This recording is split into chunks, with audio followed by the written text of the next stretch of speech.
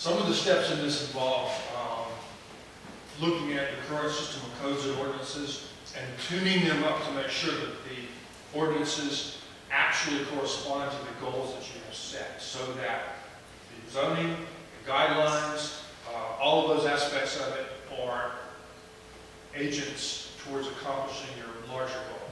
There's frequently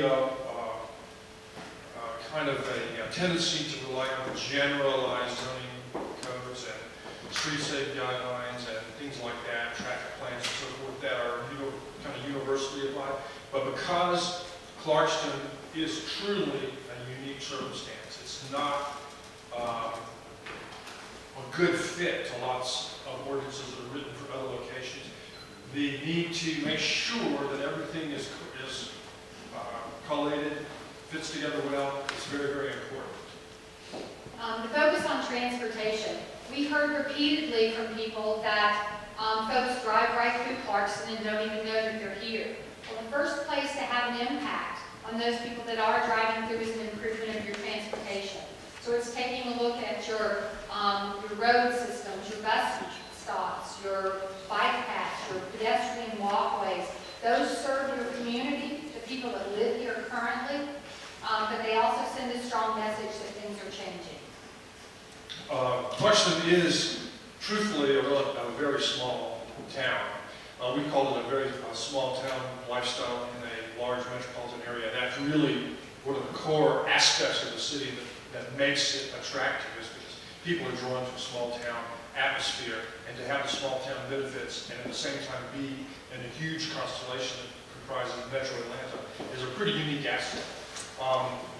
So in order to submit your location and help you identify yourselves and make clear to the larger community where Clarkston exactly is, we felt like it's very important to pursue an annexation strategy in which you gain control of the gateways into the city, both from 285 and from Stone Mountain Freeway, so that as soon as people exit the expressways and start driving towards Clarkston, they're in the city of Clarkston. And then the last really, again, comes down to some code enforcement.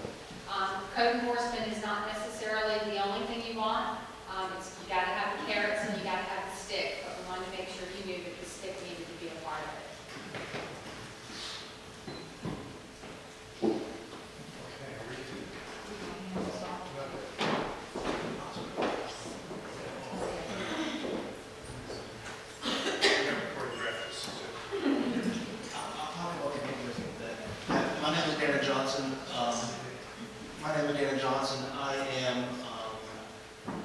Have worked in city planning and urban design in Atlanta for the public sector for a good part of 12 years in cities and in counties. Starting off with the new downtown, you have a lot of really neat opportunities to leverage the assets that you have in Clarkston towards your downtown area.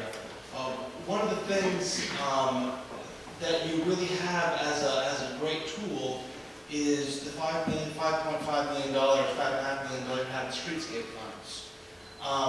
That is something that can be leveraged very well to help drive private sector development in your city. And you need to be very strategic about the way that you utilize those funds to make sure you're really capitalizing on that particular opportunity that you have. And that can be done by looking at ways to use that money, because streetscapes can be very expensive. And you have about a mile and a half, and you have about $5.5 million.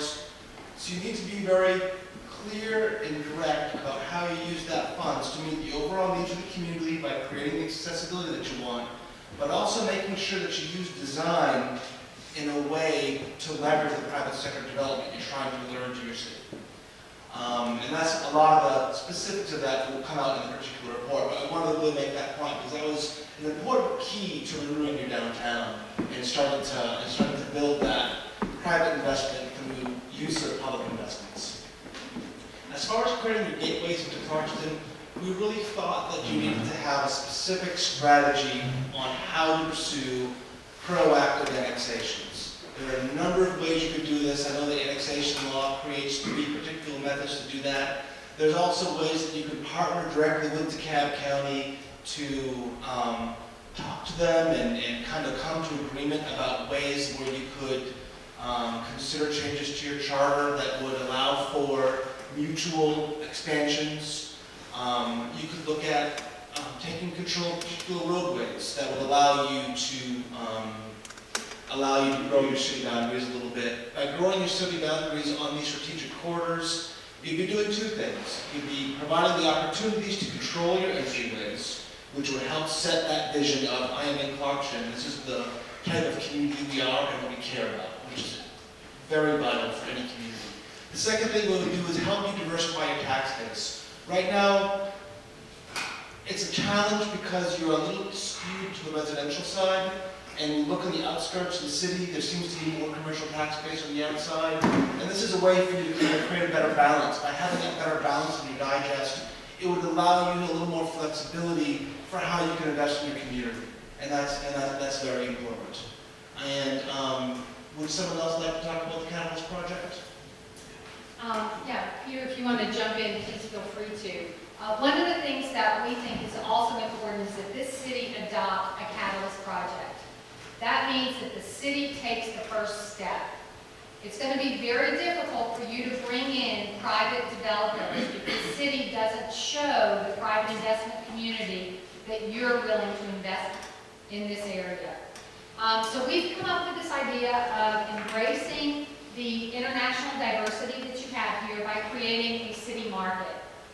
And that city market would really reflect the population that is already here. And it would serve that. It would serve Clarkston citizens first, and then be able to grow from there to pull from other parts of the city to give people a destination to come to here in the Clarkston area. And the key here is that the city's got to take the first step. The city's going to have to be willing to take the risk to get into a little bit of a business side to make things happen. And this, the thinking behind this is really premised on the notion of renew downtown, not a new downtown. Our understanding or our perception is that you've got the bones of a good downtown. Historically, there was a good downtown there. There has been some natural aging and changes in the characteristics of downtown, but the bones are there.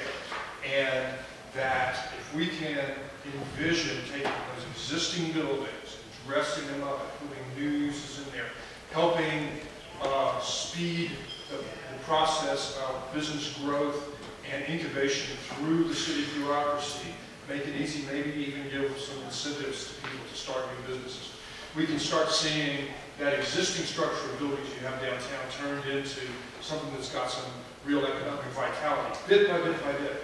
And we kind of envision this as the quintessential domino effect. As the streetscapes come in, everybody gets to be excited and optimistic about positive changes that are happening in downtown Clarkston. And then on the heels of that, then the city marketplace can appear, and it's a perfect expression of the direction, the diversity and uniqueness that Clarkston can accomplish. And then subsequently, these steps will encourage follow-on supplementary sorts of developments that relate to what's happening downtown, what's emerging there, and will actually start to increase the snowball effect towards greater and greater business investment in the center of town, and hopefully elsewhere in town as well. So the short term, I'll cover the short term.